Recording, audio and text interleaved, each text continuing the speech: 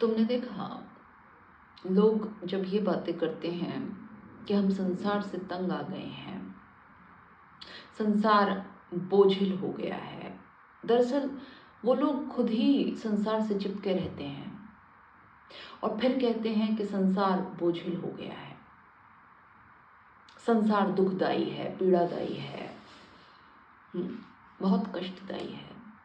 तुम इसे ऐसे सोचो, मानो कि तुम्हारा कोई प्रेमी है, प्रेमिका है। अब तुम उसके मोह के बंधन में पड़े हो, उसके प्रेम में पड़े हो। तुम्हारी अपेक्षा है कि वो तुम्हें सुख दे, तो वो तुम्हें कष्ट दे सकता है, तुम्हें दुख दे सकता है, क्योंकि तुम्हारी अपेक्षा है, तुम्हारा मोह है, तुम्हारा बंधन है। पर अगर तुम्हारा मोह ना हो, तुम्हारा प्रेम ना हो, तो कोई व्यक्ति तुम्हें कैसे दुख दे सकता है, तुम्हें कैसे कष्ट दे सकता है? ये तो पॉसिबल ही नहीं है। तुमने उसे परमिशन दी है कि वो ऐसा कर सके अपने मोह के कारण, अपनी अटैचमेंट के कारण। पर यदि तुम डिटैच हो जाओ तो किसी में क्या सामर्थ्य?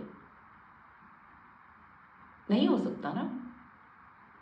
यही चीज संसार पर भी लागू होती है।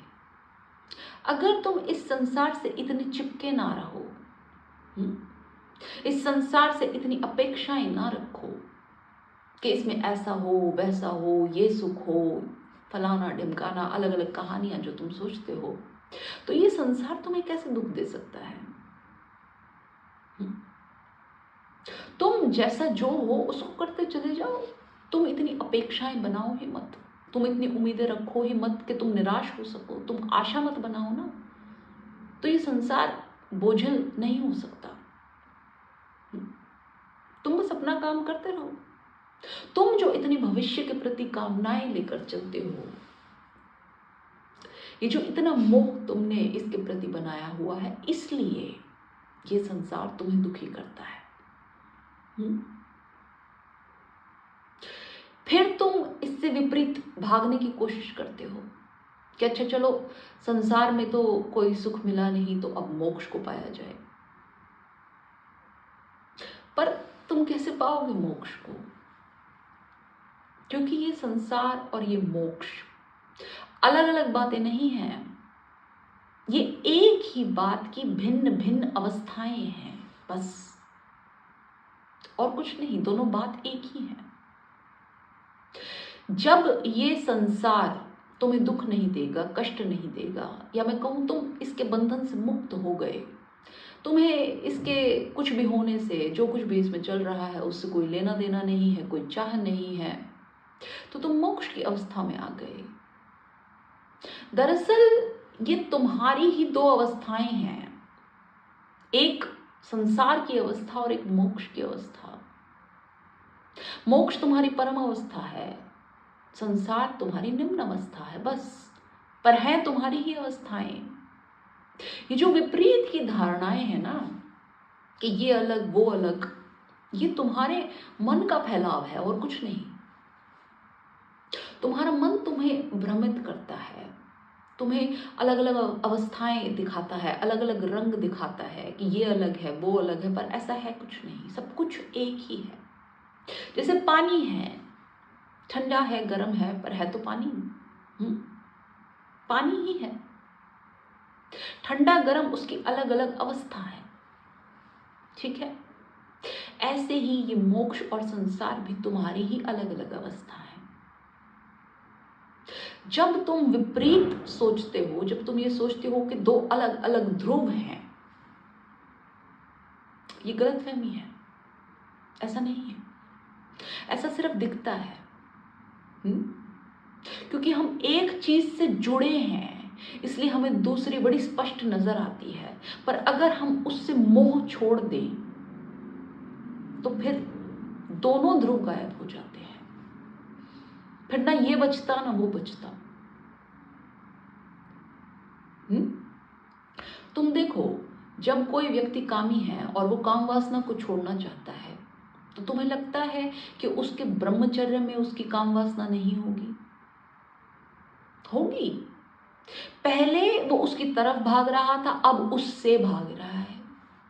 पर सेंटर में तो काम ही है। अब कोई लोभी है, अब वो दानी होना चाहता है।